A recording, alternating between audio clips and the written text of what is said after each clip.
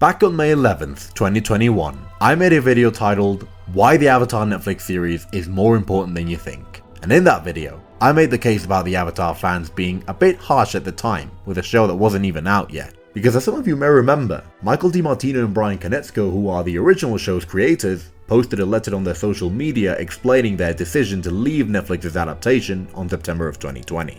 And the fans were, understandably so, worried that this new adaptation would turn into the 2010 fiasco all over again.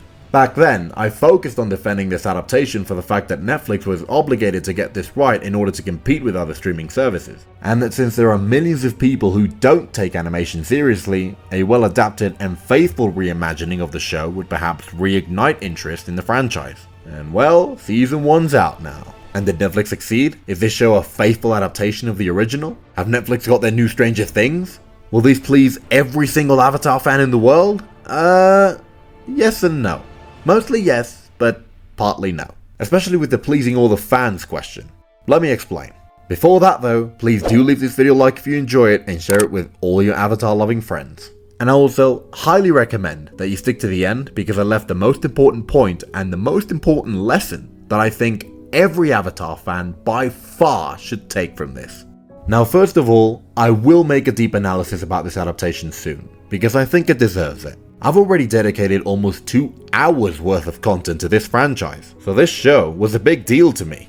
So for now, I'll just give my first impressions. I'm not ready to give a full verdict, so this video will be mostly spoiler free. But if you want to go in completely blind, then I do recommend finishing the season before finishing this particular video. Because I will show moments from the show to highlight the points I'll make by using clips that you might not want to see if you haven't watched it yet. Secondly, I need to let my thoughts and especially my feelings to settle so they don't affect my judgment. I know I sound like a Jedi, but it's true. Because when the show got things right, and especially when it explored the story in new and creative ways, I got so excited that I feel like I really need to let the episode sink into my brain to make a full analysis later on. And of course when they got things wrong, I got the same effect, just the other way around. Think of it as a similar effect to the one the first 2 seasons of The Mandalorian had on Star Wars fans. It was the first good Star Wars we'd gotten in so long that fans went crazy and started overhyping that show, myself included. And I don't think that this is the exact same thing here, but let me put it to you this way. I could rewatch the original show once a year if I could.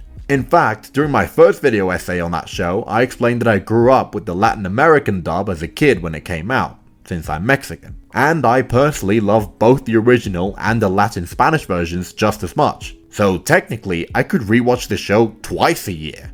When I was younger at least. I'm not sure that adult life is going to allow me to do that anymore. But I also certainly do not think that I'll be rewatching this Netflix adaptation once a year.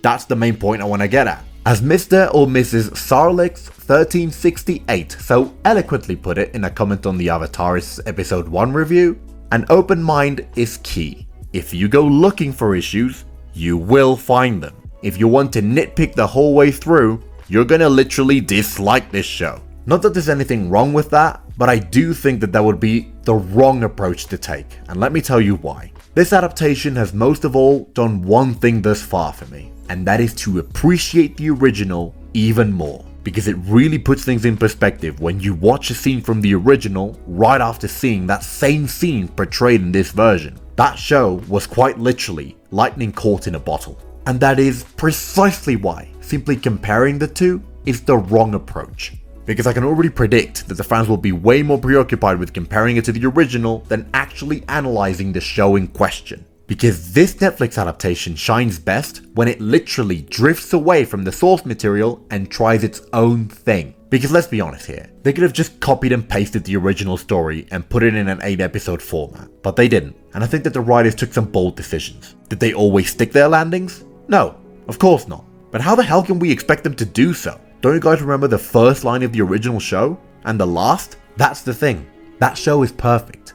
It's flawless. So who really wants a copy and paste adaptation where the only difference is that it's live action instead of animation? Because we already know what that looks like, and it looks like shit. And you know what made me I'm an idiot? Because I legitimately thought that they were going to change almost nothing to the story. I knew that they would cut some of the filler episodes, but I never expected them to literally go out of their way to be brave enough to add totally new scenes and characters, to the point where I literally wasn't sure at times how things were going to play out. I'm struggling to not deep dive and scrutinize what I want to get into properly, but I just gotta leave that for another day, to give everyone time, not just myself, to gather my own thoughts by the time that video is out. And yes, I do agree that the story certainly doesn't flow as well, and that there's definitely more than one episode where they cram way too much stuff in. And obviously that there's quite a few moments and scenes that the original pulled off way better. And that it was kind of frustrating that some of those scenes just needed a couple of tweaks here and there, not to have the same exact impact, but to definitely have a bigger effect on both the audience and the story than the one it did have. But I guess my positive attitude is just making me focus more on how much I like the new changes that they made to give us a fresh and different experience.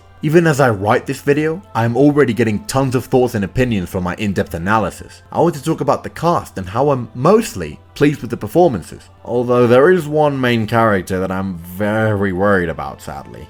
The overall look of the show and the bending is of course solid, I can't really think of any complaints there, but most of all, I really want to make a deep dive on the changes that I adored, not because I think that they make it as good as the original, or God forbid even better, because I'm obviously also going to go into the ones that just didn't work. And even though I focus on the positives, I do have some major criticisms and complaints of course. I think it's actually hard to not have them if you're a huge fan.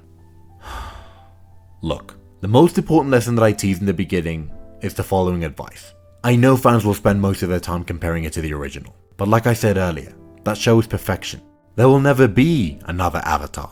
There will never be another original trilogy. There will never be another Lord of the Rings. There will never be another Lion King or another Breaking Bad. So please, let's try to judge this show on its own merit. Don't just compare this adaptation to the original.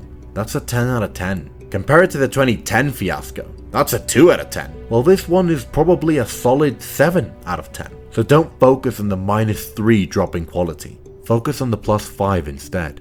Listen, I'm 26 years old, but I was a 7-year-old child when I got home from school and turned that TV on to be blown away like I have very few times again since by watching Avatar: The Last Airbender for the first time.